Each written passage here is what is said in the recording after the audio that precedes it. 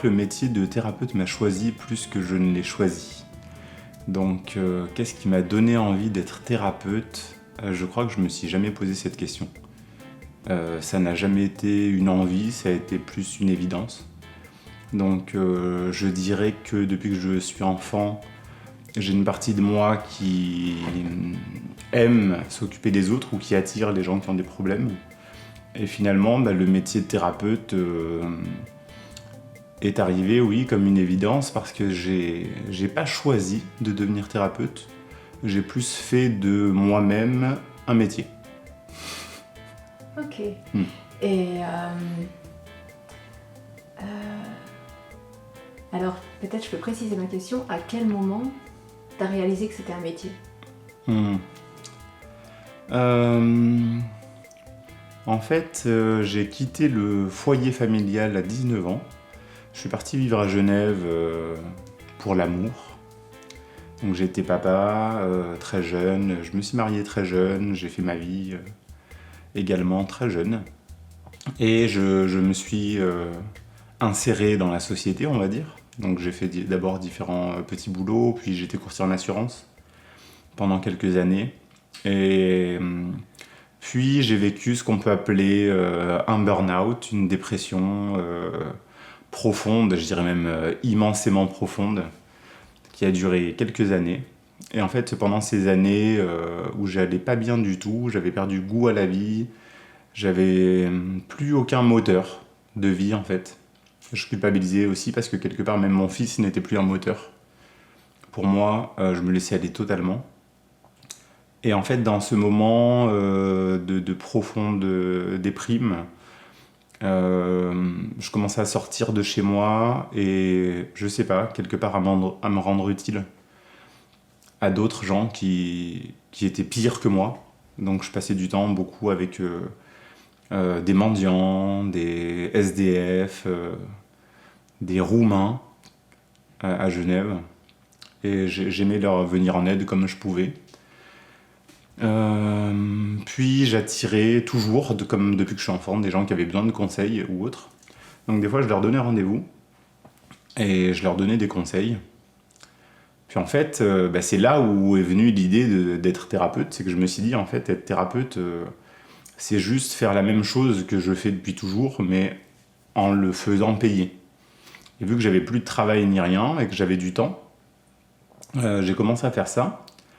Et l'idée pour moi, en fait, là où j'ai commencé, c'est que j'ai proposé à mes amis, tout simplement, de leur offrir un rendez-vous où ils allaient me parler d'eux et de leurs problèmes et que j'allais leur donner des clés et des outils, en leur disant, si je remplis l'objectif, vous parlez de moi à vos amis, mais en disant que c'est payant.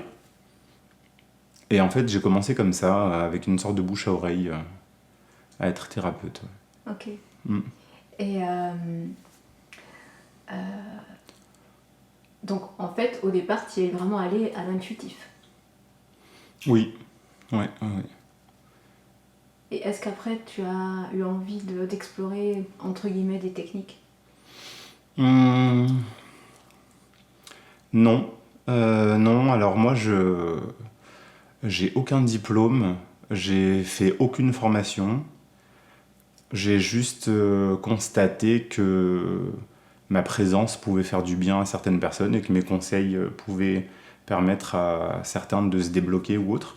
Puis même enfant, il y a le côté thérapeute avec des gens qui livrent leurs secrets ou qui traversent des choses douloureuses. Mais après, quelque part, il y avait aussi un aspect leadership, c'est que mes copains ou mes copines à l'école venaient souvent me demander Gwen, tiens, je sais pas comment dire ça à mes parents ou à tel prof ou au directeur. Donc, est-ce que tu peux venir avec moi et parler à ma place ? Ah, ok. Donc, il y a eu beaucoup de situations comme ça où, par exemple, je me présentais pas comme délégué de classe et j'étais élu quand même. Je sais pas comment expliquer. Et puis, en fait, il n'y a pas que l'aspect thérapeute. Je sais quand j'étais ado, il y avait un aspect qu'aujourd'hui on peut appeler coach. Mais c'est que tous mes amis me disaient tout le temps, Gwen, plus je passe de temps avec toi et plus j'ai confiance en moi. t'as une assurance et tu amènes les gens à avoir confiance en eux, à être sûrs d'eux. Par exemple, quelqu'un qui se dévalorise, mes amis me disaient des fois merci Gwen, je te connais depuis 3 mois et en fait tu m'as économisé 5 ans de thérapie. C'est que j'ai toujours eu l'art, comme ça, même avec mes ex-petites copines ou autres, de tomber sur des gens qui vont pas bien et d'en faire des papillons qui s'envolent et qui croient en la vie, en eux-mêmes, en l'amour. Et c'est très très drôle, puisque même à partir de 16-17 ans, le métier de coach n'existait pas encore. Et c'était même avant le film Hitch. Et en fait, avec mon frère et un ami, nous avions décidé de coacher des gens en séduction, en amitié ou autre, mais vraiment pas comme un métier, de le faire gratuitement. C'est qu'on se challengeait nous-mêmes pour nous dire, puisqu'on sait faire ça pour nous-mêmes, on trouve des gens qui n'ont aucune confiance en eux et on les coach jusqu'à ce que ça marche. Et puis après, le film Hitch est sorti au cinéma, puis on s'est dit, mince, on nous a volé l'idée. Souvent c'est ça, les idées, elles sont dans l'air et puis on les chope. Ouais, donc il y a, pour moi, c'est des approches très différentes. Il y a le côté thérapeutique, il y a le côté coaching, il y a le côté chaman, il y a le côté guérisseur. Et en fait, tous ces aspects de ma personne, donc pour pas dire de mon métier, en fait, se sont révélés être des atouts pour la suite de ma vie en tant que métier. Mais je dirais tout simplement que ça a toujours fait partie de moi. En fait, j'ai été conscient et c'est très drôle parce que aujourd'hui, dans les stages ou en séance individuelle, j'ai beaucoup de gens comme ça que j'amène à travailler sur eux, sur quelque chose qui m'anime, c'est toutes tes souffrances, tout ce que tu n'aimes pas chez toi ou que les gens dénoncent, fais-en ta plus grande qualité.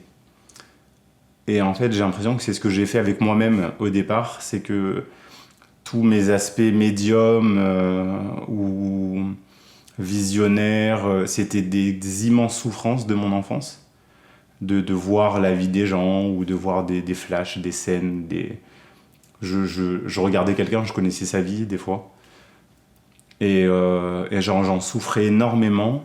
Et finalement, aujourd'hui, j'en parlais encore en stage ce week-end, aujourd'hui, en fait, tout ce qui m'a fait souffrir quand j'étais petit, maintenant on me paye pour faire ça. Ouais. Et c'est fou. Et pourquoi c'était une souffrance d'ailleurs, quand t'étais petit? Parce que je me sentais différent. Et comme tous les gens qui souffrent d'ailleurs, on se sent incompris. Donc moi, ça a commencé à 2-3 ans. Ah ouais. C'est qu'à 2-3 ans, je pense que quelque part, je suis né télépathe. Et donc, à partir de 2-3 ans, mon premier traumatisme dû à des dons ou des capacités, c'est que je regardais les gens dans les yeux et je les entendais ou je les comprenais sans qu'ils parlent. Et en fait, j'essayais de leur répondre avec mes yeux, avec mon regard. Et là, ça a été mon premier blocage, ma première souffrance, c'est qu'en fait, que ce soit ma mère ou mon père ou à l'école ou autre, les gens me disaient « Gwen, arrête de me regarder, parle ». Et du coup, j'ai bloqué cet aspect de ma personne. Puis après, c'est juste des questionnements ou des consciences sur la vie. Même vraiment très jeune, 4-5 ans, je me posais déjà énormément de questions sur le sens de la vie, sur à quoi ça sert, sur qu'est-ce que lui il fait là-bas. Et en fait, j'ai toujours été hyper observateur des êtres humains. C'est que j'en parle parfois en conférence ou en stage ou autre. C'est qu'en fait, depuis que je suis enfant, jusqu'à aujourd'hui, je continue à le faire. C'est qu'en fait, la première chose qui me traverse l'esprit quand je rencontre quelqu'un, c'est qu'est-ce qu'il a vécu dans sa vie pour être lui maintenant. Ouais. Et je dirais que j'ai pas quelque chose de plus que qui que ce soit. C'est juste que la majorité des gens ont oublié ce qu'ils avaient ou ce qu'ils étaient. Et que moi, finalement, malgré mes blessures d'enfance, c'est resté en moi. Donc, c'est pas des dons. j'en parlais avec une amie encore ces jours-ci, qui est venue participer à mon stage. Et puis elle me disait, waouh Gwen, tout ce que tu vois chez les gens, et tu vois l'ego, tu vois l'âme des gens, et tu vois leur sous-personnalité, donc les SPPA qu'on enseigne, comment tu fais et tout. Et elle, je voyais qu'elle me fait plein de compliments, elle est très admirative. Et moi, c'est presque comme si je refusais les compliments, et je lui disais, mais c'est pas waouh, c'est normal. En fait, donc pour moi, je me sens pas au-dessus avec des dons merveilleux. J'ai plutôt la frustration, justement, de vivre avec des personnes qui ont oublié qui elles étaient. Il y a quelque chose de très joyeux chez toi, à se dire, j'ai cette lumière en plus que je peux éclairer, ça m'aide à rencontrer l'autre, en quelque sorte.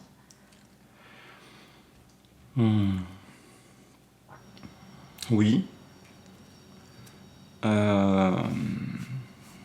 Comment répondre à ça? En fait, j'ai compris que la majorité des gens ne cherchent pas à être heureux, ils cherchent à éviter de souffrir. Et ça, c'est purement l'ego.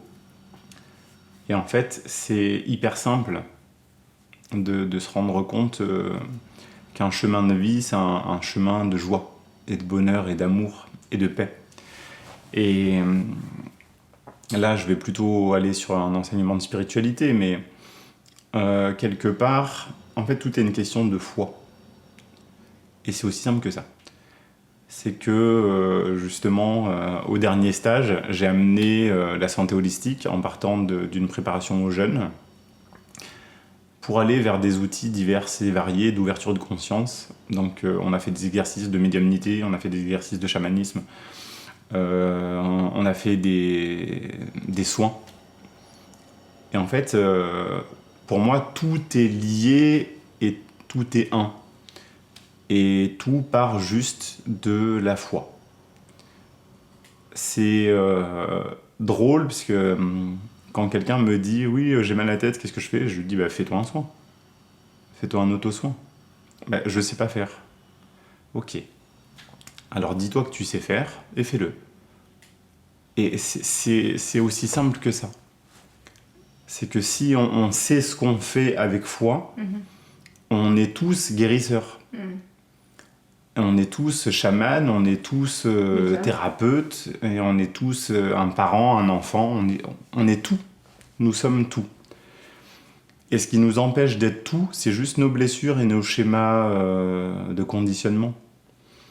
Donc il y a des gens qui ont appris à pas croire en eux ou autres. Et en fait, développer ses capacités, c'est sans fin, parce que ça arrive en pratiquant.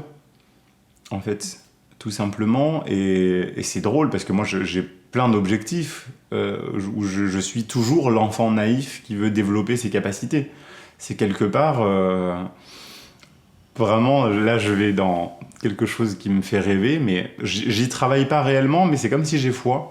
C'est que je me dis, en fait, c'est tellement illimité que je pourrais peut-être un jour réussir à matérialiser un objet ou à se téléporter. Et il y a ce côté enfant en moi qui sait qu'en fait, si j'y arrive pas, c'est juste parce que je n'y crois pas encore assez. Mais tout est possible. Tout est absolument possible. En fait, il y a juste le doute qui empêche quelque chose d'être possible. Ouais. C'est vrai que ça peut être un peu vertigineux, en fait, quand tu sais ça, parce qu'effectivement, tu as le champ des possibles qui est infini, et dans tous les domaines. Du coup, pour un humain, c'est un peu vertigineux. Oui, et dans le sens où tout est un, ça veut dire que même la relation d'un être humain à d'autres êtres humains est hyper puissante. C'est que justement, on a parlé auparavant de nos côtés thérapeutiques ou coach ou autres, et sans justement parler du métier, c'est quelque part, j'ai aussi vite pris conscience de l'aspect énergétique ou vibratoire des choses et que si quelqu'un s'assoit à côté de moi, je peux influencer son état d'être. Et la question à se poser, c'est est-ce que j'élève l'énergie des autres ou est-ce que je baisse l'énergie des autres ? Et ça me rend responsable de la co-création. C'est que c'est juste des questions de choix. En fait, moi, c'est le truc que j'adore. C'est qu'en fait, la conscience nous permet de faire des choix. Quand on n'est pas conscient, on subit la vie, et on subit ce qu'on est, et on subit les autres.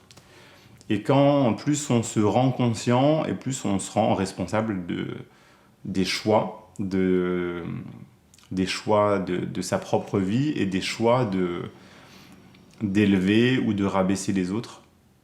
Donc, comment t'expliquer ? C'est hyper simple. C'est, par exemple, là, tu es en face de moi. Et en fait, je me mets juste dans un état d'extrême bienveillance. Et je visualise que je t'envoie de l'énergie. Et c'est ça qui fait que nous sommes tous guérisseurs. C'est qu'en fait, on peut même guérir des gens qu'on croise dans la rue. Est-ce que tu penses que tu peux choisir tes désirs, tes envies ? Dans la direction des désirs, des envies, des rêves, il y a des choix d'incarnation dès le départ. C'est-à-dire que notre âme, elle vient sur Terre pour expérimenter certaines choses bien précises qui nous permettra de rentrer en paix et en amour.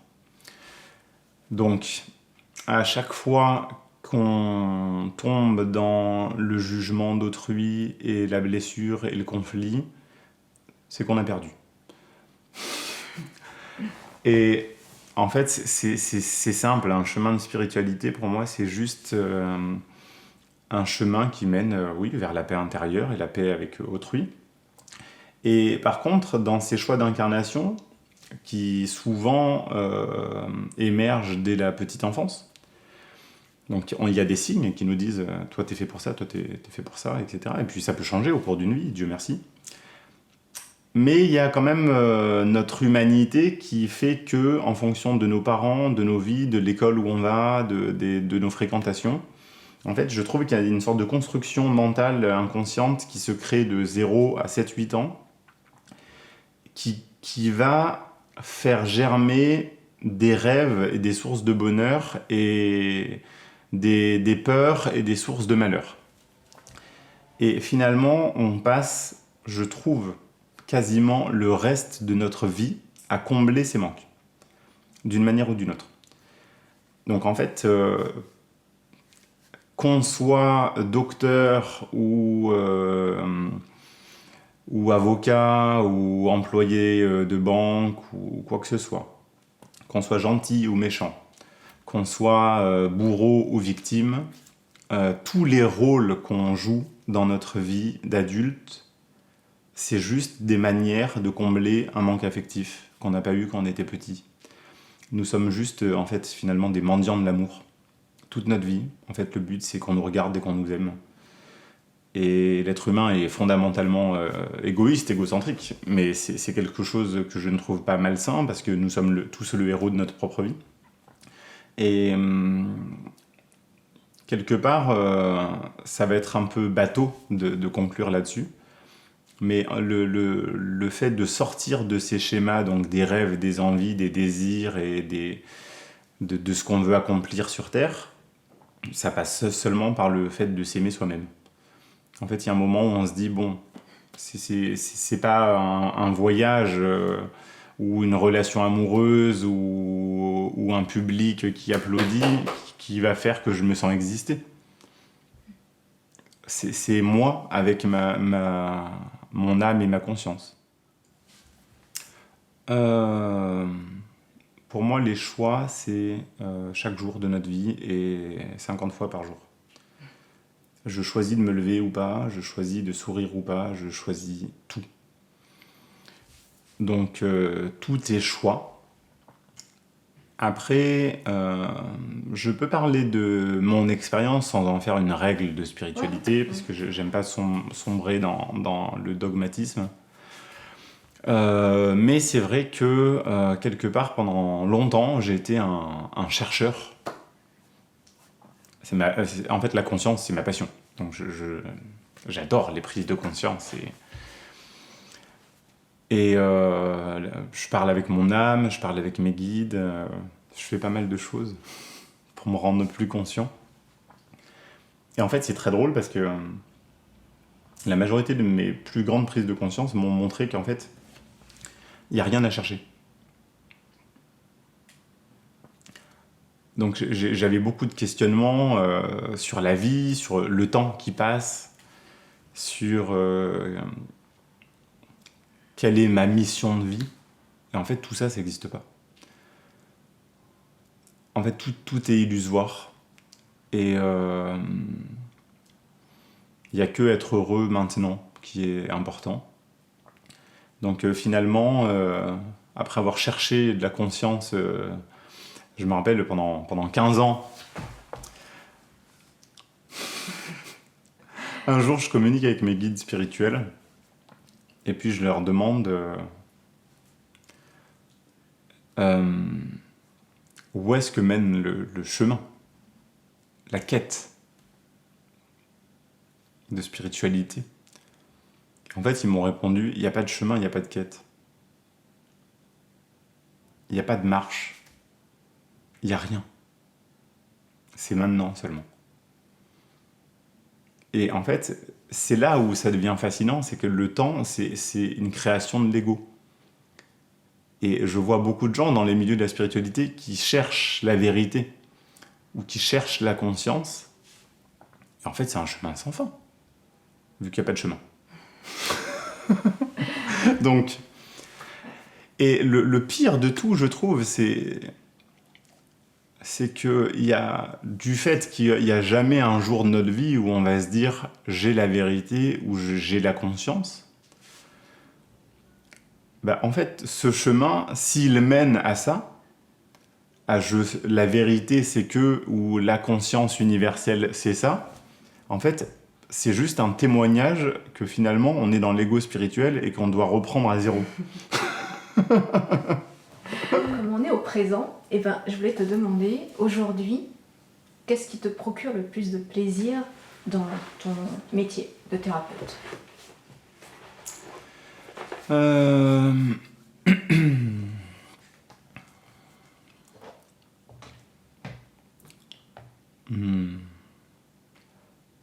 En fait, j'en ai aucune idée. Ouais. J'ai aucune idée, je sais pas quoi te répondre. En fait, ce qui me procure le plus de plaisir, c'est d'être moi-même et de rendre des gens heureux. Ouais, c'est une réponse. C'est que je me rends heureux en rendant des gens heureux et ça me rend heureux et c'est sans fin aussi. Donc, ce qui me rend heureux, mais encore une fois, je reviens comme au point de départ, c'est qu'en fait, mon métier, pour moi, c'est pas un métier. Mon métier, c'est d'être moi-même. Ouais. Et de permettre aux personnes qui viennent me voir d'être elles-mêmes. Donc, je pourrais dire que j'ai le plus beau métier du monde. Parce que je me sens en paix avec ce que je fais. Je me sens en paix avec ce que tout le monde fait. En fait, c'est comme si tout le monde fait ce qu'il a à faire maintenant. Et il n'y a rien de bien ou de mal. Tu vois, par exemple, tout à l'heure, je rebondis aussi sur le fait que tu as parlé de dualité. Et moi, je ne crois pas du tout en la dualité. Et je trouve ça très drôle quand certaines personnes me disent « Oui, mais tout est dualité ». Et puis je suis là, bah non. Enfin, tout est dualité parce que tu penses que tout est dualité. Ouais. Mais c'est vraiment un courant dans le monde de la spiritualité, quoi. On parle beaucoup de ça. Oui, mais encore une fois, c'est quelque chose que je respecte totalement parce que, en fait, pour moi, les courants de spiritualité ne s'opposent pas. Moi, je ne fais pas un travail d'opposition, je fais un travail d'unification. C'est qu'il y a beaucoup de gens qui demandent est-ce que tu es bouddhiste ou taoïste. Bah, je sais pas, je suis les deux, je suis tout. Est-ce que tu es chrétien ou est-ce que tu es chaman ? Comment tu fais pour être à la fois l'un et l'autre ? Tu parles à Dieu, tu parles à l'univers, tu parles à la terre-mère, tu parles au guide. Bah oui, j'aime tout. J'aime tout, je crois en tout. Je crois en tout ce qui fait du bien à quelqu'un. Donc après, si certaines personnes veulent croire en la dualité et d'autres en l'unité et d'autres en rien, c'est très bien, c'est leur chemin. Donc en fait, ça existe parce que tout existe. Je sais plus trop quoi te dire là-dessus, parce que je vais plus aller alors dans la direction de l'aspect dogmatique. C'est quelque chose que je trouve extrêmement dangereux, en fait, dans la spiritualité actuelle, d'ailleurs. C'est que les gens oublient que la spiritualité, c'est que de l'amour. Donc, des fois, je suis confronté à des courants de spiritualité où, des fois, on me pose la question... je prends vraiment des exemples... Enfin, pas au hasard, le hasard n'existe pas. Donc, des exemples que j'entends en ce moment. Les accords Toltec... que ta parole soit impeccable, ne prends rien personnellement. Et puis moi, je leur dis, moi, ce bouquin ne m'intéresse pas. Et il y a des gens qui partent au quart de tour. Comment tu peux ne pas aimer ça ? Ou des fois, on me demande, ouais, Gwen, est-ce que Ho'oponopono, c'est bien ? Et puis je dis, c'est bien pour ceux qui trouvent que c'est bien. Moi, je pratique pas ça, je crois pas au pardon. Et en fait, c'est comme si à chaque fois qu'on touche les valeurs de quelqu'un, il part en guerre pour prouver que sa méthode, c'est la meilleure, et que sa spiritualité, c'est la meilleure. Donc finalement, il sort de l'amour et on n'est plus dans la spiritualité. Si on dit ça, c'est vrai et ça, c'est faux, c'est que déjà, on oppose des choses et on est conflictuel. Donc voilà, je trouve que c'est dangereux aujourd'hui dans les courants de pensée. Beaucoup de personnes sont dans des chemins de spiritualité qui les amènent à être des dictateurs d'une pensée unique,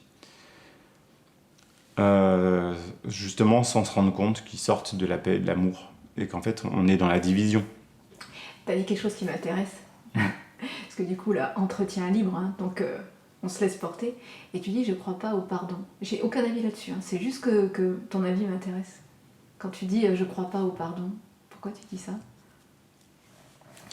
C'est intéressant, j'ai déjà hésité à faire des vidéos là-dessus, mais voilà, ça va être le cas. Parce que justement, en fait, il y a des valeurs très profondes auxquelles il ne faut pas toucher, parce que ça réveille les égos de trop de monde. Et le pardon, c'est une valeur universelle dans maintes et maintes spiritualités. Et en fait, c'est très drôle, parce que c'est là où on voit les familles d'âmes, c'est que les gens avec qui je travaille, on en discute souvent de certaines notions spirituelles, et on tombe d'accord sur des choses dont le pardon qui sont totalement à contre-courant de tout. Étant donné que je prône l'unité, en fait, il n'y a rien à pardonner. Parce que quand je pardonne à quelqu'un, c'est que je me pose en victime. Je te pardonne. En double langage, voire en triple langage, je te pardonne, ça signifie tu m'as fait du mal, je suis une victime, et toi, t'es méchant. Et tu m'as fait du mal amène à la dualité. Et vu que dans l'unité, il n'y a pas de bien et de mal, il n'y a pas de pardon. En fait, le pardon disparaît immédiatement. C'est logique. Donc je prône l'acceptation. C'est que tout est juste. Et dans cette conscience de l'unité, donc il n'y a plus de pardon, il n'y a plus de dualité, il n'y a plus de victimes et bourreaux et sauveurs, il n'y a plus que des choix. Il n'y a plus que des choix et de l'acceptation et de la co-création. C'est que dans mon enseignement, nous sommes responsables de notre co-création. Donc, ça signifie que si quelqu'un me fait du mal, c'est parce que, consciemment ou inconsciemment, on s'est attiré l'un l'autre pour accomplir quelque chose qui va nous permettre de grandir tous les deux. Donc, je ne peux pas jeter la pierre à quelqu'un alors que c'est mon inconscient qui lui a demandé de me faire quelque chose. Donc, quand quelqu'un nous blesse ou nous fait du mal, et qu'on n'est plus dans la dualité, finalement, il ne reste plus que des enseignements. Ouais. Je prends l'enseignement ou je ne prends pas l'enseignement. Je prends l'enseignement, j'évolue vers plus d'amour. Je ne prends pas l'enseignement, je rentre dans mon ego, je jette la pierre à l'autre, je suis une victime, et du coup, je crée le karma. c'est que puisque j'ai pas fait la paix avec cette situation, la vie va me faire revivre la situation tant que j'ai pas pris l'enseignement d'amour et de paix. Donc finalement, si on ne se guérit pas et qu'on reste dans cette dualité, on ne se réalise pas, je dirais. Ça c'est marrant parce que là, tu vois, je l'ai pas entendu avant, mais là, le mot guérir, il m'interpelle en fait. Dans cette façon, tu vois, de voir les choses. Du coup, le mot guérir, pour moi, il fait plus trop sens. Et je sais pas. Oui. Après, le vocabulaire est très limitant. Parce qu'il y a beaucoup de notions auxquelles on croit ou on ne croit pas, mais on est obligé de s'exprimer avec des mots ou des termes qui sont utilisés communément. Donc par exemple, là, je te parle de pardon, mais par contre, j'ai beaucoup d'amis qui me disent « Gwen, toi, t'es le mec qui dit le plus pardon, je m'excuse » ou « merci » que j'ai jamais vu de ma vie. Mais parce que, en fait, c'est la politesse. Donc quand je vois que je blesse quelqu'un, je lui dis « pardon, je m'excuse ». Mais c'est plus du verbal. On n'est pas dans la spiritualité, on est dans les mains, quoi. Ouais, voilà, on est dans quelque chose qu'on a appris à faire parce que c'est comme ça que ça se passe. Donc pareil, parler de guérison ou parler d'accomplissement ou autre, ou de réalisation, ce sont des mots pour que les gens comprennent. Ouais. Mais parfois, en fait, on n'a pas le choix d'utiliser certains termes quasiment, sinon il faudra inventer un nouveau vocabulaire.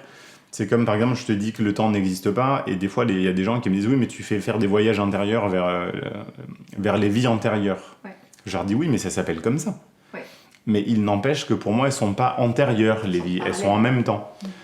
Donc, vie parallèle. Voilà, donc quelque part, je suis obligé de me limiter par des mots pour que les gens me comprennent. Donc effectivement, guérison, maladie, c'est notre humanité. Notre âme n'est jamais malade. Notre âme, on n'a pas besoin de la guérir. La question que là j'aimerais te poser, même si tu as déjà répondu, on va dire, mais voir un petit peu comment toi ça te parle, comment tu décrirais la particularité de ton approche dans on va dire dans ta thérapie, puisqu'il faut mettre un mot, même si toi aujourd'hui tu vois ça résonne pas tellement, mais est-ce que tu arriverais à mettre des mots dessus sur la particularité de mon approche par rapport avec tu vois avec les gens. C'est pas une question simple, hein. Mais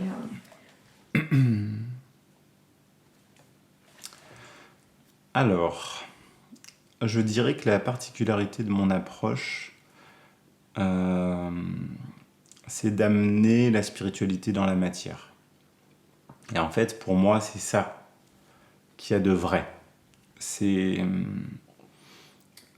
de sortir d'une spiritualité mentale, intellectuelle, pour faire des choses, en fait. Donc je dirais que mon approche ne mène pas à la réflexion, mais à l'action. De mettre la conscience au service de ses actions. Et de mettre ses actions au service de sa conscience.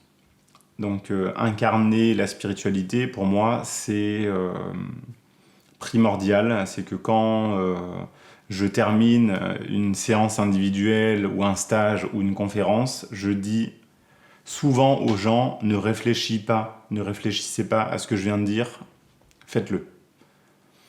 Donc, le faire, c'est justement sortir des mots. C'est aussi pour ça que dans mon entourage, par exemple mes amis ou ma famille, ils savent que mon métier c'est d'enseigner, de parler de spiritualité, mais une fois que j'ai fini de bosser, j'ai plus envie d'en parler du tout. J'ai envie de l'être. Ouais. Et l'être, c'est sourire, c'est ramasser un papier par terre, c'est rendre un service, c'est se rendre heureux, rendre les autres heureux.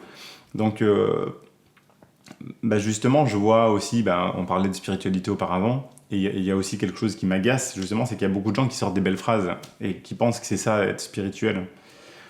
Et ça mène à des gens qui savent beaucoup de choses, mais qui ne font pas grand-chose. Dans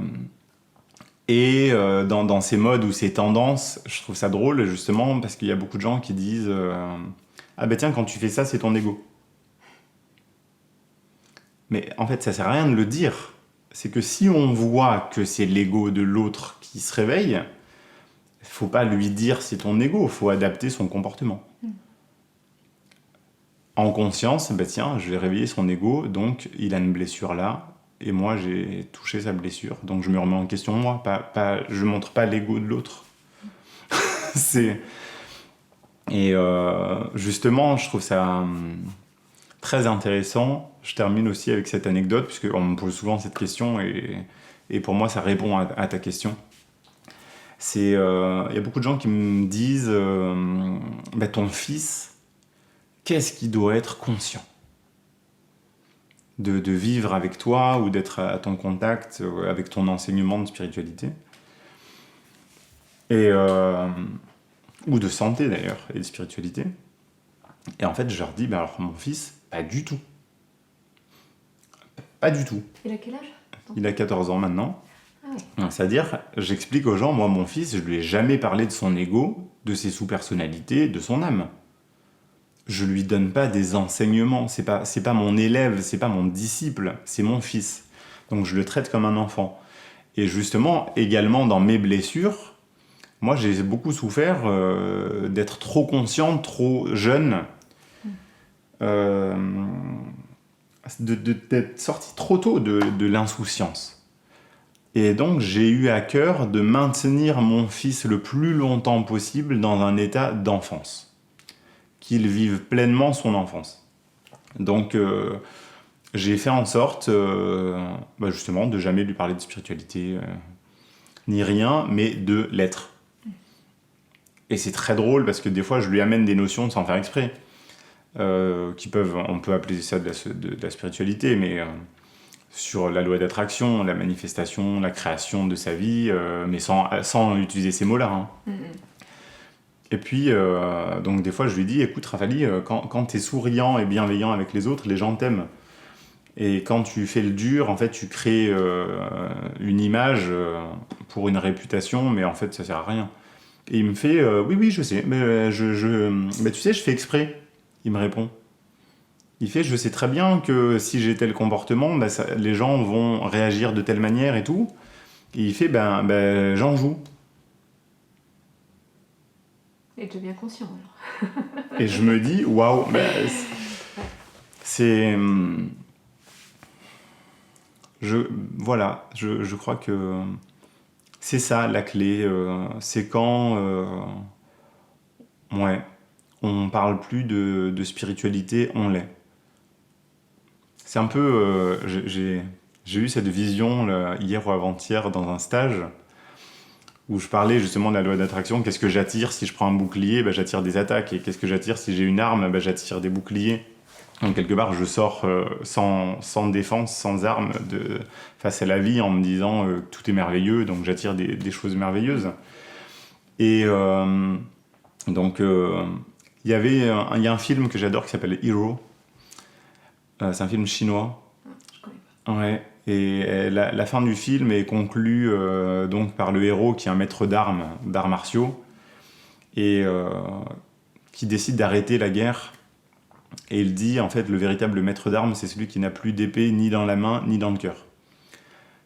Et je trouve que c'est un magnifique enseignement de spiritualité. C'est ne te bats plus, n'évite plus des choses, n'essaye pas de convaincre les autres, quelque part ne parle plus de spiritualité, vis. Est-ce que c'est plus facile d'être toi dans ton métier ou dans la vie ? Nous sommes des êtres multiples, donc je suis différent dans mon métier et dans ma vie de tous les jours, mais les deux sont moi. En fait, c'est très simple. Il y a la capacité d'adaptation de chaque être humain. On est différent avec ses enfants, ou avec ses parents, ou avec ses collègues, ou avec ses patients, ou quand on est dans la rue, ou quand on est dans la campagne. Mais en fait, tout... C'est là où je touche Oui. Ouais, moi je maîtrise pas. En fait, tout est nous-mêmes. Ça veut dire que... Non, c'est un ressenti en fait. Que j'ai l'impression que dans ton métier, et comme tu l'exprimes, tu dis, je sens vraiment une respiration. Dans mon métier, je suis moi. Tu vois ? Et tu le formules comme ça, c'est pas commun. Tu vois, de dire, mon métier c'est d'être moi. Tu vois ? Pour moi, ça serait ta particularité par exemple. Ça pourrait l'être. Mais de toute façon, c'est pas moi qui l'ai inventé, hein. Ça existe depuis toujours. Moi, j'adore Confucius, c'est un de mes maîtres spirituels. Puis Confucius disait si tu aimes ton métier, jamais de ta vie tu ne travailleras un seul jour. Ouais. Donc, c'est aussi simple que ça. Et c'est ce que j'amène aussi aux gens à faire quand les gens cherchent un métier ou autre, ou comment on éduque nos enfants. J'en parle souvent avec Tal sur l'éducation, ou avec Johan ou Jean-Marie. C'est vrai que nous, on arrive à une conclusion qui est souvent, en fait, le but, c'est d'amener les gens à faire d'eux-mêmes un métier. Ne choisis pas un métier. Ne t'adapte pas à la société. Fais de toi ton métier pour que la société s'adapte à toi. Et je crois que c'est ça l'avenir dans le monde du travail. C'est qu'on ne va plus dire tu veux faire quoi dans la vie. On ne va plus demander ça à un enfant. C'est ça, on demande à un enfant qu'est-ce que tu veux faire dans la vie. En fait, faut lui demander qu'est-ce qui te rend heureux. Et à partir de là, son métier, ça sera lui. Donc, après, pour moi, tout ça, c'est pas des choses figées. Et c'est pour ça que je précise plusieurs fois dans cette vidéo que pour moi, c'est pas un métier. C'est que, justement, étant conscient que la vie, c'est maintenant, je pars pas je suis pas carriériste. Il y a des gens qui me disent « Oui, Gwen, t'as 34 ans, imagine comment tu seras quand t'auras 50 ans. » Ou « Qu'est-ce que tu comptes faire après ? Maintenant, tu fais des stages, des conférences, est-ce que tu vas écrire un livre ou est-ce que tu veux toucher les gens à plus grande échelle ?» Puis moi, je me dis je me pose pas ces questions. Sinon, ça me sort de maintenant. C'est que je verrai quand j'y serai. Ouais. Et en fait... si ce métier me rend heureux maintenant, je le fais maintenant. Et si l'année prochaine ou dans 10 ans, ça ne me parle plus ou je ne m'épanouis plus, je ferai autre chose. D'ailleurs, tu goûtes à l'aventure, là, à plusieurs...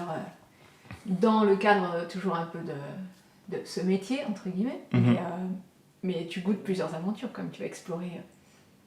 Je pense à une expérience au Maroc. Enfin, c'est des choses un peu... tu tentes... T'as un désir d'explorer quand même, d'aller essayer des choses. En fait, c'est très simple. C'est comme ça aussi, je me permets de donner conseil à ceux qui veulent devenir thérapeute ou enseignant ou autre. On me demande souvent comment je fais pour en être déjà là, si jeune. Et c'est très drôle, j'en parle aussi avec des amis qui sont enseignants. Souvent, je réponds je fais rien. je fais rien. J'ai jamais pris un téléphone pour appeler un organisateur ou proposer mes services à quelqu'un. En fait, c'est comme si, justement, on parlait du niveau énergétique et vibratoire. Je pars juste de l'idée, Gwen, fais ce que tu as à faire. Et en fait, quand je fais ce que j'ai à faire, les portes s'ouvrent devant moi. Je me suis jamais dit... il faut que je fasse ça, puis des stages, puis des conférences, puis des voyages. Je me suis jamais dit ça. Je me suis jamais fait un plan de route. Je prends chaque jour comme il vient. Je fais ce que j'ai à faire en âme et conscience. Ça plaît à certaines personnes. Ils m'appellent, ils m'invitent. Et en fait, c'est ça aussi la subtilité. C'est qu'en fait, moi, je suis ouvert à tout. Je me méfie de rien. Je suis ouvert à tout ce qui se présente à moi. Donc quelqu'un m'appelle pour me proposer un projet, c'est pas que j'accepte tout, mais c'est que je pars de l'idée que si ça se présente à moi, c'est qu'il y a une raison. Donc en fait, ça s'est ouvert très vite à me proposer des conférences ou autres, ou des conférences sur Internet. Je sais pas pourquoi en fait. Je pense que tu as dit, c'est énergétique. Ouais, c'est... et quelque part, c'est venu naturellement.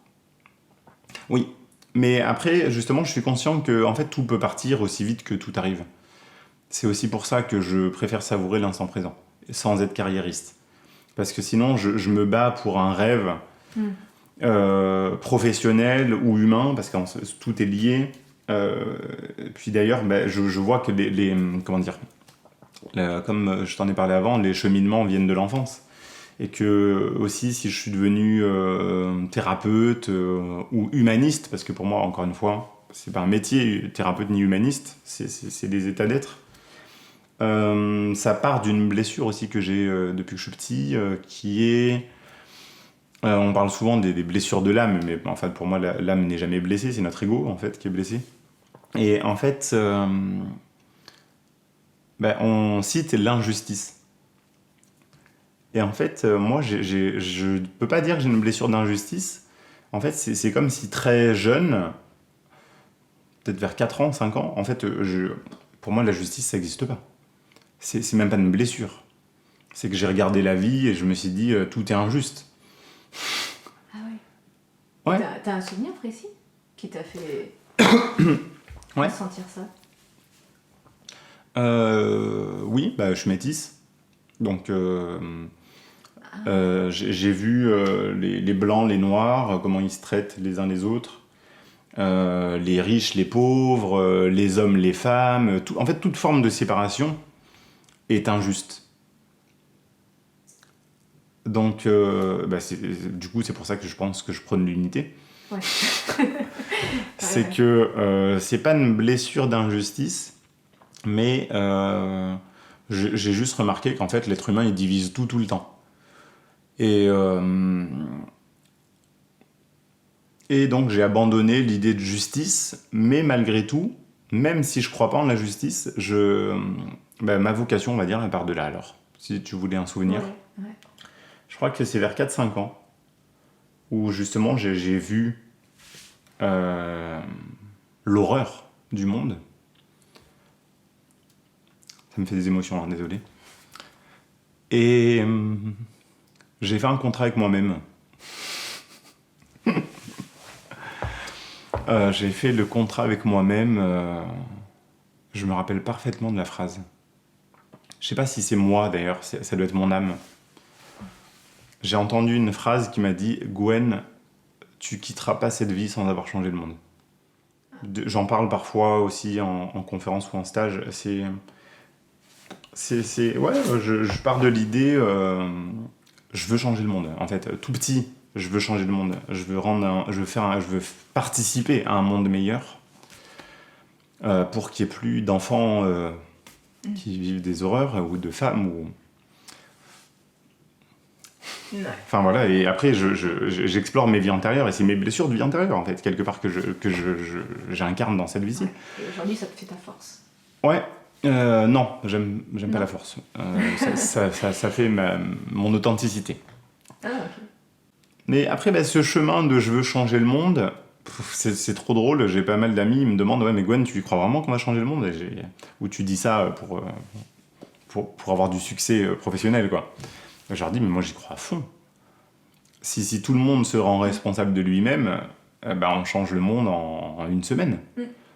C'est hyper simple.